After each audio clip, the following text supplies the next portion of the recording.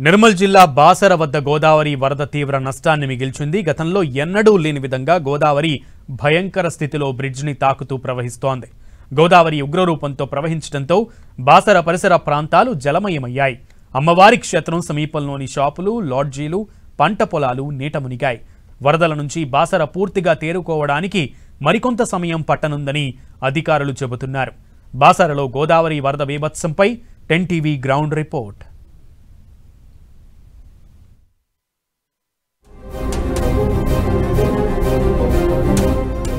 40 ఏళ్ల తర్వాత బాసర గోదావరి ఉగ్రరూపాన్ని చూశారు స్థానికులు.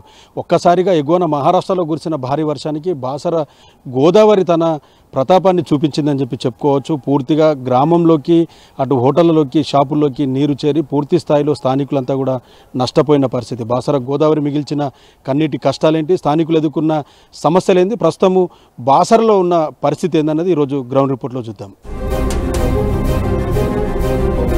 తెలంగాణతో పాటు ఎగువన మహారాష్ట్రలో కురుస్తున్న భారీ వర్షాలకు గోదావరి ఎన్నడూ లేని విధంగా ఉధృతంగా ప్రవహిస్తున్న పరిస్థితి. బాసర వద్ద గోదావరి చూసాం. 2 రోజుల పాటు ప్రజలందరినీ కూడా ఒక్కసారిగా భయభ్రాంతులకు గురి చేసిన పరిస్థితి ఉంది. 4 దశాబ్దాలు దాదాపు క్రితం ఇంత వరద వచ్చిందని చెప్తున్నారు. ప్రస్తుతానికైతే కొంత గోదావరి శాంతించిన పరిస్థితి ఉంది. సో ఈ ప్రాంతం అంతా కూడా 2 రోజుల క్రితం వరకు కూడా పూర్తిగా 2 రోజుల పాటు నీట మునిగిపోయింది. ఈ పుష్కర ఘాట్ సంబంధించి ఎక్కడ కూడా మెట్లు కనిపించలేదు. ఇక్కడ కనిపించే రహదారి, ఈ చుట్టుపక్కల కనిపించే మొత్తం పంట పొలాలన్నీ కూడా ఈ గోదావరి వాటర్తో పూర్తిగా నిండిపోయి ఉన్నాయి. ఇక్కడ నుంచి పంట పొలాల నుంచి నేరుగా అమ్మవారి క్షేత్రం ఉంటుంది. ఆ అమ్మవారి క్షేత్రం వరకు కూడా గోదావరికి సంబంధించిన నీరంతా కూడా ప్రవహించి మొత్తం కూడా ఇక్కడ కాటేజీలు కానీ, లాడ్జీలన్నీ కూడా జలమయమైన పరిస్థితి, షాపులన్నీ కూడా నీటిలో మునిగిపోయిన సిచ్యువేషన్. సో ఇంకా చాలా ప్రమాదకరంగా గోదావరి ప్రవహిస్తుంది. సో మొన్న వరదలు వచ్చిన టైంలో దాదాపు 5.5-6 లక్షల క్యూసెక్కులు ఒకేసారి దిగువకు నీరు వచ్చింది. సో ఈ ప్రాంతం అంతా కూడా ఒక భయంకరమైన వాతావరణం కనిపించింది 2 రోజుల పాటు. ఏం జరుగుతుంది, ఒక్కసారిగా ఇంత వరద ఎక్కడి నుంచి వచ్చింది, ఏం చేయాలి, ఏం చేసే తోచని పరిస్థితుల్లో జనమంతా కూడా భయభ్రాంతులకు గురైన పరిస్థితి. ప్రస్తుతానికైతే ఈ బ్రిడ్జి వద్ద కొంత పికెటింగ్ అనేది, పోలీస్ పికెటింగ్ అనేది కొనసాగుతుంది. మరోవైపు ఇటు అవతల వైపు మహారాష్ట్ర రూట్కి సంబంధించిన ట్రైన్స్ అనేటివి రెగ్యులర్గా ఇక్కడ నుంచి రాకపోకలు కొనసాగిస్తాయి. సో రైల్వే ట్రాక్ కూడా మొన్న తాకుతూ వరద ప్రవాహం కొనసాగింది. దాంతో 3 రోజుల పాటు రైల్వేకి సంబంధించిన రాకపోకలు ఈ నాందేడ్ డివిజన్ నుంచి నిజామాబాద్ వరకు పూర్తిగా రాకపోకలు నిలిపివేశారు అధికారులు. ప్రస్తుతం ఇప్పుడిప్పుడే ట్రాక్ పునరుద్ధరణ జరుగుతుంది. కొంత నెమ్మదిగా ట్రైన్లని ఇక్కడ నుంచి పంపిస్తున్న సిచ్యువేషన్ మనకు కనిపిస్తుంది. సో చాలా పరిస్థితులు అనేటివి ఇంకా కొంత వరద వస్తే మాత్రం 1,00,000 క్యూసెక్కులు ఒకవేళ అదనంగా వచ్చి ఉంటే మాత్రం బాసర పూర్తిగా జలమయమైంది, బాసర మండల కేంద్రం. సో ప్రస్తుతానికైతే పంటలు పెద్ద మొత్తంలో నష్టపోయారు. ప్రాణ నష్టం ఎక్కడా జరగలేదు. సో పంట మాత్రం తీవ్రంగా నష్టపోయారు. ప్రస్తుతం ఉన్న మిర్చి పంట కానీ, సోయా, పత్తి లాంటి పంటలు పూర్తి స్థాయిలో నీట మునిగిపోయి రైతులని ఎక్కువ కన్నీరు మిగిల్చిందని చెప్పుకోవచ్చు. ఈ లెవెల్ మొత్తం కూడా పూర్తిగా తాకుతూ, బ్రిడ్జ్ స్లాబ్ లెవెల్ తాకుతూ కూడా నీరు అనేది మొన్న ప్రవహించింది. సో దీంతో ఒక రకంగా భయంకరమైన సిచ్యువేషన్ కనిపించింది. రాత్రిపూట డేలో ఏం చేయాలా, ఎట్లా అన్నది దానిపైన ప్రజలందరూ కూడా భయాందోళనకు గురైన పరిస్థితి ఇక్కడ చాలా స్పష్టంగా కనిపించింది. సో మొత్తంగా బాసర సంబంధించి ఈ ప్రాంతంలో ప్రస్తుతానికైతే గోదావరి కొంత శాంతించింది. సో గతంలో 1983 ప్రాంతంలో ఇలాంటి వరదలు వచ్చాయి. ఆ తర్వాత ఇంత పెద్ద వరదలు ఎక్కడ చూడలేదని చెప్పేసి స్థానికులు అయితే చెప్తున్నారు.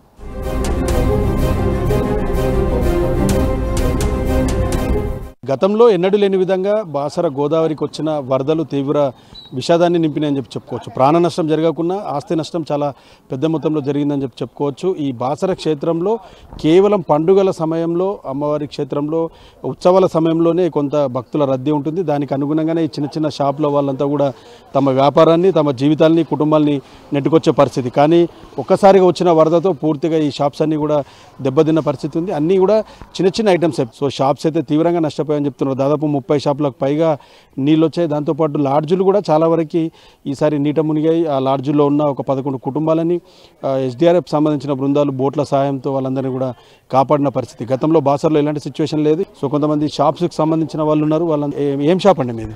జనరల్ స్టోర్ మాది. మేము అమ్మవారి ఫోటోలు, విగ్రహాలు, బుక్స్, పెన్స్, స్లేట్స్, చిన్న పిల్లలకు డ్రెస్సెస్ అవన్నీ అమ్ముతాం. దాదాపు ఒక 2 లక్షల వద్దకు 2 లక్షల వరకు నష్టం పోయాము. ఇప్పుడు మీకు ఇదంతా కూడా రికవర్ కావడానికి ఎంత టైం పడుతుంది? మీరు పెట్టిన పెట్టుబడి కావచ్చు, ఈ షాపు మళ్ళీ పాత లాగా సెట్ కావడానికి ఎంత టైం పడుతుంది మిమ్మల్ని? మ్యాక్సిమం ఇక్కడ అమ్మవారి దగ్గర అది జరిగేది ఉత్సవాల టైంలోనే మేము బతకడం. సంవత్సరానికి దాదాపు మా షాప్స్ నడిచేది ఒక 3 నెలలు. ఆ 3 నెలలు నడిచేది షాప్లో ఇప్పుడు 2 లక్షలు నష్టపోయామంటే ఇప్పుడు దాదాపు మేము కోలుకోవాలంటే ఒక 2 years పడుతుంది మాకు. ఒక 2 సంవత్సరాల వరకు అయితే కోలుకోలేకపోతాం మేము. ఇంకో షాప్ అయినా ఉన్నారు, ఏం షాప్ ఉందండి మీకు? ఇది శ్రీ జనరల్ రెస్టారెంట్ ఉంటుంది సార్. గోదావరి వాటర్ వచ్చి మొత్తం మునిగిపోయి మొత్తం దగ్గర 40-50 వేల దాకా నష్టం అయిపోయాను. గోదావరి దగ్గర మొత్తం మునిగిపోయాము. ఎట్లా ఉండే మొన్న ఇక్కడ సిచ్యువేషన్ ఎట్లా ఉండే? అంటే పోలు దగ్గర రాలే, మొత్తం వాటర్ ఉండే, పోలు రాలే, షాప్లో కూడా పోలు లేదు, దూరం నుంచి నిలబడ్డాం. అక్కడ నుంచి ఎవరైనా ముందు వస్తారని ఎవరైనా చెప్పాలి. ఇప్పటిదాకా 20 సంవత్సరాలు ఒకసారి రాలే, సడన్లీ వాటర్ వచ్చేసింది. తెల్లందాకా మొత్తం ఫుల్ అయిపోయింది అది వాటర్. చూడొచ్చు, ఈ ఆలయానికి సంబంధించిన కాటేజెస్ ఇవన్నీ కూడా ఈ పరిసర ప్రాంతాల వరకు మొత్తం కూడా వాటర్తో పూర్తి స్థాయిలో నిండిపోయిన పరిస్థితి. ఈ షాప్స్ కనుచూపు మేరలా కనిపించే ఈ షాప్స్ ఏవైతే ఉన్నాయో, చిన్న షాప్స్ పెద్ద షాప్స్ అన్నీ కూడా నీట మునిగిన పరిస్థితి అయితే ఉంది. సో చాలా అంటే సంవత్సరానికి దాదాపు 3 నెలలు మాత్రమే ఈ షాప్స్ నడుస్తాయని చెప్తున్నారు. దాంట్లో ఇంకా తీవ్రమైన నష్టం, ఒక్కొక్క షాపు 2-3 లక్షలకు పైగా నష్టపోయామని చెప్తున్నారు. గ్రామ పంచాయతీ సంబంధించిన ఈవో ఉన్నారు మనతో. సార్, ఎలాంటి చర్యలు చేపడుతున్నారు? ఎందుకంటే చాలా పెద్ద మొత్తంలో బురద, మహారాష్ట్ర నుంచి చెత్త చెదారం అంతా కూడా వచ్చింది. ఎంత టైం పడుతుంది అంత క్లీన్ కావడానికి? అంటే గతంలో ఎన్నడూ లేని విధంగా టెంపుల్ వరకు వరద నీరు రావడం జరిగింది సార్. దాంతోపాటే చెత్త చెదారం బురద కూడా పేరుకుపోయింది. ఈరోజు ఉదయం నుంచే మేము శానిటేషన్ పనులు చేపట్టినాము. పెద్ద మొత్తంలో ఎక్స్ట్రా సిబ్బందిని కూడా తీసుకొని ఈ పేరుకుపోయిన బురదను, చెత్తను, కవర్లు అవన్నీ తీసేస్తున్నాం సార్. దాంతోపాటు బ్లీచింగ్ అవి వేపిస్తున్నాము. ఎక్కడెక్కడైతే స్టాగ్నేట్ వాటర్ ఉందో అది డ్రైన్ చేసేసాం సార్ వెళ్ళిపోయేటట్టు. తర్వాత దాంతోపాటు ఆయిల్ బాల్స్ అవి వేస్తున్నాము. అంటువ్యాధులు ప్రబలే అవకాశం ఉంది, దోమలు ఎక్కువ వ్యాప్తి చెందే అవకాశం ఉంది, పెరిగే అవకాశం ఉంది కాబట్టి ఆయిల్ బాల్స్, దోమల మందు అవి వేస్తున్నాము, బ్లీచింగ్ వేస్తున్నాము. ఇది నిరంతరంగా జరుగుతుంది సార్. రేపటి వరకు మొత్తం ఇక్కడ పేరుకుపోయిన చెత్త అంతా తొలగించేస్తాం సార్ మా సిబ్బందితో. రైట్. అంటే వ్యాధులు ప్రబలే అవకాశం ఉన్నాయి అంటున్నారు. మెడికల్ క్యాంప్స్ కానీ అట్లాంటివి ఏమన్నా ప్రభుత్వం తరఫు నుంచి ఏర్పాటు చేస్తారా గ్రామ పంచాయతీ? లేదు సార్, ఆరోగ్య శాఖ వాళ్ళు ఏర్పాటు చేస్తారు సార్ మెడికల్ క్యాంపులు. ఊర్లో కూడా వేసారు. ఇక్కడ టెంపుల్ ఇక్కడ వరకు నీళ్ళు ఉండే కాబట్టి ఈరోజు రేపటి నుంచి ఏర్పాటు చేసే అవకాశం ఉన్నది సార్. చూడవచ్చు, గ్రామ పంచాయతీ సంబంధించిన సిబ్బంది కూడా పూర్తిగా శానిటైజేషన్, బ్లీచింగ్ కావచ్చు, ఆయిల్ బాల్స్ అన్నీ కూడా చేస్తున్నారు. ఇంకా ఈ రోడ్ అంతా కూడా ఇది అమ్మవారి ఆలయం నుంచి గోదావరి వైపు వెళ్ళే రోడ్డు. చూడవచ్చు, ఈ చెట్లు కూడా దాదాపు పూర్తిగా సగం వరకు మునిగిపోయిన పరిస్థితి మనకు చాలా క్లియర్గా కనిపిస్తుంది. వాటర్ సంబంధించిన మార్క్స్ అనేటివి ప్రస్తుతానికైతే చెత్త చెదారం అంతా కూడా క్లియర్ చేస్తున్నారు. బ్లీచింగ్ అనేది చేస్తున్న పరిస్థితి ఉంది. షాపులన్నీ కూడా క్లీన్ చేసుకొని ప్రయత్నం కొనసాగుతుంది. కానీ ఇంకా యథాస్థితికి రావడానికి ఇంకా కొంత సమయం పట్టే అవకాశం కనిపిస్తుంది. ఇంకొక 1 week 10 days పూర్తిగా సెట్ కావడానికి టైం పడుతుందని చెప్తున్నారు. ఈ చిరు వ్యాపారులు, ఈ హ్యాకర్స్ అందరినీ కూడా కొంచెం ప్రభుత్వం ఆదుకోవాలన్నది విజ్ఞప్తి చేస్తున్నారు. ఎందుకంటే గతంలో ఎప్పుడు లేదు. సో చాలా పెద్ద వరదలు వచ్చాయి.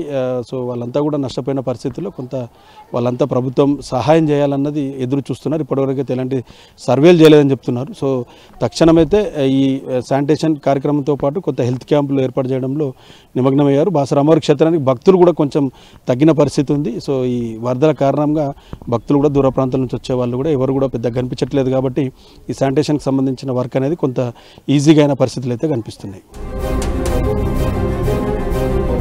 చూశారుగా, బాసర వద్ద గోదావరి మిగిల్చిన కన్నీటి కష్టాలు. ఒకవైపు అమ్మవారి క్షేత్రాన్ని నమ్ముకొని చిన్నపాటి వ్యాపారస్తులు తమ కుటుంబాన్ని పోషిస్తుంటే వాళ్ళంతా నష్టపోయిన పరిస్థితి ఉంటే, మరోవైపు మండలంలో పూర్తి స్థాయిలో పంటలు వేలాది ఎకరాల్లో నష్టపోయి రైతులు కన్నీటి వెద ఎవరికి చెప్పుకోలేని పరిస్థితి ఉంది. ఇప్పటికైనా రాష్ట్ర ప్రభుత్వం కొంత స్పందించి ఈ చిన్నపాటి దుకాణాలతో పాటు రైతులను పూర్తి స్థాయిలో ఆదుకోవాలని చెప్పేసి ఇక్కడ బాసర మండల ప్రజలు విజ్ఞప్తి చేస్తున్నారు. సో బాసర గోదావరికి శాశ్వత పరిష్కారంగా ఒక కరకట్ట నిర్మించే ఆలోచన ప్రభుత్వం చేస్తే మంచిదన్న ఒక డిమాండ్ కూడా బాసర మండల ప్రజల నుంచి వ్యక్తమవుతున్న పరిస్థితి ఉంది. కెమెరా పర్సన్ చందుతో ప్రేమ్ సాగర్, 10 TV, బాసర క్షేత్రం నుంచి.